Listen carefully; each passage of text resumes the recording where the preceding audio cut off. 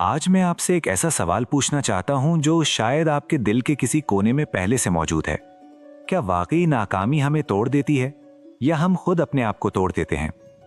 हम में से अक्सर लोग कामयाबी की कहानियां सुनना पसंद करते हैं। हमें वो लोग अच्छे लगते हैं जिन्होंने सब कुछ हासिल कर लिया, जिनके रास्ते में गोया कोई रुकावट आई ही नहीं। लेकिन सच ये है कि दुनिया में कोई भी ऐसा शख्स नहीं जिसने कामयाबी तक का सफर बगैर धचकों, बगैर नाकामियों, बगैर टूटने के लम्हात के तय किया हो। आज की इस वीडियो में हम बात करेंगे एक ऐसी किताब की जो कामयाबी के रोशन चेहरे के पीछे छिपे अंधेरे को सामने लाती है। ये किताब है सराउंडेड बाय सेटबैक्स और इसके मुसन्निफ हैं मशहूर स्वीडिश रवैया शनास और best seller writer Tomas Eriksson. ये किताब हमें सिखाती है कि जब सब कुछ गलत हो जाए, जब हालात बिगड़ जाएं, जब मंसूबे नाकाम हो जाएं, तब हम क्या करें, कैसे सोचें, कैसे खड़े हों और सबसे अहम, कैसे दोबारा आगे बढ़ें। टॉमस एरिक्सन का बुनियादी पैगाम बहुत सादा लेकिन बेहद गहरा है। वो कहते हैं कि सेटबैक यानी धचके जिंदगी का नॉर्मल हिस्सा है। अगर आप जिंदा हैं, अगर आप कोशिश कर रहे हैं, अगर आप ख्वाब देख रहे हैं, तो आपको नाकामियों का सामना करना ही पड़ेगा। मसला ये नहीं कि आप गिरते हैं, मसला ये है कि आप गिरने के बाद अपने बारे में क्या कहानी बनाते हैं। अक्सर जब हमें नाकामी मिलती है तो हम उसे एक वाकया नहीं समझते, हम उसे अपनी पहचान बना लेते हैं। हम कहते हैं मैं नाकाम हूं, जबकि हकीकत ये होती है कि मैंने एक कोशिश में कामयाबी हासिल नहीं की। ये दोनों जुमले बज़ाहिर एक जैसे लगते हैं, मगर इनका असर ज़मीन आसमान का फ़र्क रखता है। किताब में एक बहुत अहम नुक्ता ये है कि हर इंसान का रद्द अमल मुख्तलिफ होता है। एरिक्सन अपनी मशहूर 4 रंगों वाली शख्सियत थ्योरी को यहाँ भी इस्तेमाल करते हैं। वो समझाते हैं कि कुछ लोग धचका खाकर और ज़्यादा जारहाना हो जाते हैं। वो कहते हैं मैं साबित करके दिखाऊंगा। ऐसे लोग तेजी से अगली कोशिश में लग जाते हैं, लेकिन अक्सर बगैर सबक सीखे। कुछ लोग ऐसे होते हैं जो अंदर ही अंदर टूट जाते हैं। वो खामोश हो जाते हैं, खुद को कसूरवार समझने लगते हैं, अपनी सलाहियतों पर शक करने लगते हैं। एक नाकामी उनके अंदर ये यकीन पैदा कर देती है कि शायद वो इस काबिल ही नहीं थे। फिर कुछ लोग ऐसे होते हैं जो हर चीज़ का बारीक बीनी से तज्जिया करते हैं। वो हर तफसील खंगालते हैं, हर मुमकिन वजह तलाश करते हैं। उनका मसला ये होता है कि वो इतना सोचते हैं कि अगला कदम उठाने में देर कर देते हैं। और कुछ लोग ऐसे होते हैं जो सबसे ज़्यादा फिक्र इस बात की करते हैं कि लोग क्या सोचेंगे। उनके लिए नाकामी सिर्फ ज़ाती मसला नहीं, बल्कि समाजी दबाव बन जाती है। ये किताब हमें सिखाती है कि हमारा रद्द अमल गलत नहीं होता, वो सिर्फ गैर शऊरी होता है। जब हम अपने रद्द अमल को पहचान लेते हैं तो हम उसे कंट्रोल कर सकते हैं, और जब हम उसे कंट्रोल कर लेते हैं तो सेटबैक्स हमें तबाह नहीं कर सकते। टॉमस एरिक्सन एक और गहरी बात कहते हैं। वो कहते हैं कि सेटबैक्स कभी भी अचानक नहीं आते, अक्सर वो हमें पहले से इशारे दे रहे होते हैं। छोटी छोटी गलतियाँ, नज़रअंदाज की गई वार्निंग्स, जल्दबाजी में किए गए फैसले, ये सब मिलकर एक बड़ी नाकामी की शक्ल इख्तियार कर लेते हैं। लेकिन हम इन इशारों को नज़रअंदाज कर देते हैं क्योंकि हम मसरूफ़ होते हैं या हम सुनना नहीं चाहते। ये किताब हमें सुस्त होना सिखाती है, रुकना सिखाती है, खुद से सवाल करना सिखाती है। जब कोई मंसूबा नाकाम हो जाए तो फ़ौरन अगली कोशिश में कूदने के बजाय खुद से पूछें मैंने क्या सीखा, क्योंकि अगर आपने सबक नहीं सीखा तो अगली नाकामी सिर्फ वक्त की बात है। एरिक्सन ये भी बताते हैं कि बहुत से लोग अपनी ज़िंदगी में बार बार एक ही तरह की गलती दोहराते हैं। क्यों? क्योंकि वो अपनी शख्सियत के अंधे पहलू को नहीं देखते। मिसाल के तौर पर अगर आप बहुत जल्दबाज हैं तो मुमकिन है आप बार बार बगैर मुकम्मल तैयारी के फैसले करें। अगर आप हद से ज़्यादा हसास हैं तो मुमकिन है आप तनकीद को ज़ाती हमला समझकर मौके खो दें। ये किताब हमें आईना दिखाती है, और ये आईना हमेशा खुशगवार नहीं होता, लेकिन सच यही है कि तरक्की हमेशा सच देखने से शुरू होती है। एक और अहम सबक जो इस किताब में मिलता है वो है जिम्मेदारी का तसव्वुर।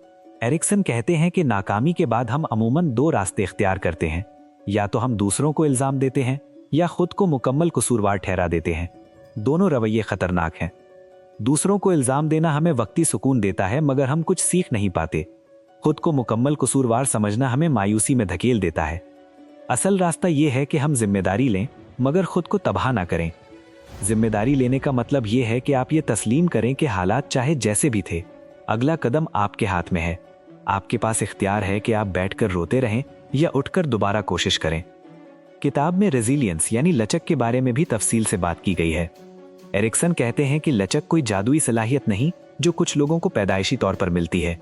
ये एक महारत है, और हर महारत की तरह इसे मश्क से मजबूत किया जा सकता है। लचक पैदा करने के लिए सबसे पहले हमें अपनी सोच बदलनी होगी। हमें ये मानना होगा कि नाकामी गैर मामूली नहीं बल्कि नॉर्मल है। जब हम नाकामी को गैर मामूली समझते हैं तो हम घबरा जाते हैं।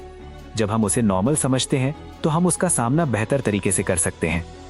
वो ये भी कहते हैं कि मुश्किल वक्त में हमारा दिमाग हमें धोखा देता है। हमारा दिमाग खतरे को बढ़ा चढ़ाकर पेश करता है। वो हमें बताता है कि ये अंजाम है, सब कुछ खत्म हो गया, मगर हकीकत में ज्यादातर सेटबैक आर्जी होते हैं। वक्त गुजरने के साथ वो छोटे हो जाते हैं। एक बहुत खूबसूरत तस्वुर जो किताब में मिलता है वो है वक्त का फासला। जब आप किसी नाकामी का शिकार हों तो खुद से पूछें कि 5 साल बाद ये मसला इतना ही बड़ा लगेगा। अक्सर जवाब होता है नहीं। तो फिर आज इसे इतना बड़ा क्यों बना रहे हैं? किताब हमें ये भी याद दिलाती है कि हर सेटबैक में एक तोहफा छिपा होता है। कभी वो हमें गलत रास्ते से हटा देता है, कभी वो हमें ज्यादा मेहनती बना देता है, कभी वो हमें ये सिखा देता है कि हम हकीकत में क्या चाहते हैं। सोचिए, अगर आपकी जिंदगी में कभी कोई नाकामी ना आती तो क्या आप इतने समझदार होते? क्या आप में बर्दाश्त होती? क्या आप दूसरों के दर्द को समझ पाते? अक्सर हमारे अंदर की गहराई हमारे दुखों से पैदा होती है। एरिक्सन हमें ये भी सिखाते हैं कि मुश्किल वक्त में अपने इर्द गिर्द के लोगों का किरदार बहुत अहम होता है। कुछ लोग आपको नीचे गिरा सकते हैं, कुछ आपको उठा सकते हैं। इसलिए अपने माहौल का इंतखाब सोच समझ कर करें। ऐसे लोगों के साथ रहें जो आपको हकीकत बताएं मगर उम्मीद भी दें। किताब में ये भी बताया गया है कि बाज़ औक़ात सबसे बड़ा सेटबैक हमारे अपने दिमाग में होता है। हमारी खुद कलामी यानी वो आवाज़ जो अंदर से हमसे बात करती है अक्सर सबसे सख्त नाक़िद होती है। अगर आप हर नाकामी के बाद खुद से कहते हैं मैं कभी कामयाब नहीं हो सकता, तो आप अपने लिए रास्ता बंद कर रहे हैं। अपनी अंदरूनी आवाज़ को बदलना सीखें। जब आप नाकाम हो तो खुद से कहें ये एक सबक था, मेरी पहचान नहीं।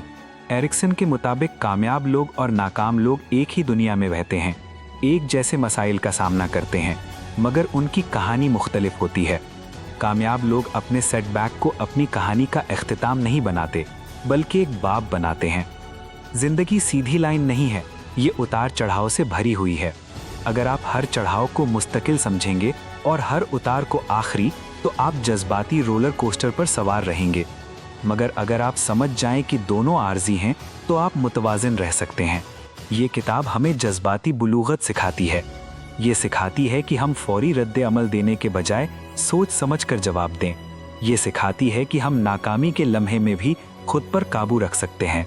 आखिर में थॉमस एरिक्सन हमें एक सादा मगर ताकतवर पैगाम देते हैं। वो कहते हैं कि जिंदगी आपको आजमाएगी, बार बार आजमाएगी, मगर हर बार आपके पास इंतखाब होगा। आप या तो इस आजमाइश को अपनी हद समझ लें या इसे अपनी ताकत बनाने का फैसला करें। सेटबैक आपकी कद्र कम नहीं करते, वो आपको तराशते हैं। जैसे पत्थर को तराश कर मुजस्समा बनाया जाता है, वैसे ही मुश्किलात आपकी असल शक्ल सामने लाती हैं। अगर आप इस वक्त किसी मुश्किल से गुजर रहे हैं तो याद रखें, ये अंजाम नहीं है, ये एक मरहला है, ये एक सबक है, ये एक मौका है कि आप खुद को नए सिरे से बनाएं।